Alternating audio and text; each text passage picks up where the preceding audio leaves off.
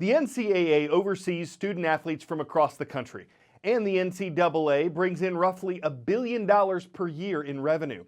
But it's a not-for-profit organization. It says it gives 96% of the money it takes in back to schools. And the NCAA doesn't allow college players to sell autographs or make money off their YouTube channels. But Governor Newsom calls the NCAA system a bankrupt model. The NCAA makes more than $1 billion in revenue each year, but colleges and universities' athletic programs bring in far more money. And outside of scholarships and stipends, student athletes don't see any of it. The National Collegiate Athletic Association, better known as the NCAA, well, it's dealt with its fair share of high-profile issues over the last few years, both on and off the court. Now this multi-billion-dollar business is heading to the high court. Today, the U.S. Supreme Court agreed to decide what may be the financial future of the NCAA. I'm attorney Adrienne Lawrence, and I've got the deets. This is Overruled.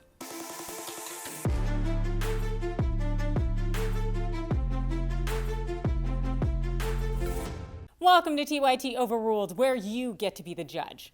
Our case of the day, well, it's NCAA versus Alston, which SCOTUS has agreed to hear. Here are the 3 things you need to know about this game-changing case and how it impacts the future of so-called amateur sports. First, the backstory. So here's the gist. College football and basketball players sued the NCAA, alleging that they're violating the Sherman Antitrust Act by restricting the players from getting paid. The Ninth Circuit agreed with the players, finding that limiting student-athlete pay violates antitrust laws. As you'd imagine, the NCAA didn't like this ruling. The association has always maintained that they don't pay athletes for several reasons. That they're amateurs paid by way of education, not paying college players keeps things fair in competition, and the NCAA wants to give fans a product that's different from professional sports. So the NCAA is now asking SCOTUS to overturn that Ninth Circuit ruling, and SCOTUS today said it will decide the case. Second, basically the issue here is whether the NCAA's no college athlete pay policy violates antitrust laws. As you may recall from my recent video on antitrust lawsuit against Facebook, companies aren't allowed to stifle competition in what would be a laissez-faire financial market. Not allowing players to get paid and negotiate the value of their labor arguably does that.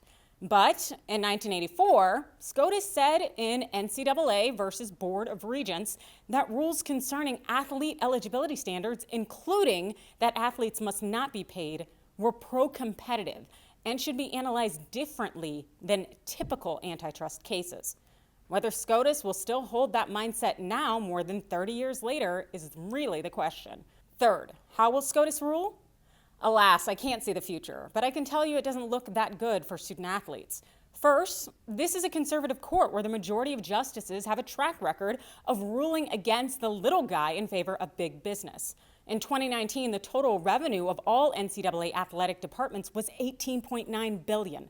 College sports has been a big business from day one. Second, the court in 1984 basically created antitrust exceptions specifically for the NCAA, and that means today's court can use those exceptions as an out. By that I mean this court can apply the antitrust law that it wants, rather than the antitrust law that applies to everyone else. And third, the majority of this conservative court comes from a privileged white background, and polls show that white people are less likely to think that student athletes should be paid or that they should profit from endorsements when they perceive that those student athletes are black. You can find the research in the 2018 Cooperative Congressional Election Study, which was commissioned on this issue. These are some complicated things, but hopefully SCOTUS can handle it in a very judicial and fair way. That's it. Those are the 3 things you need to know about the NCAA case SCOTUS has agreed to hear. So what do you think? Should SCOTUS side with the players or the NCAA? And will it? You let me know your thoughts below. Hit me up on Twitter using the hashtag TYT Overruled and follow us for more.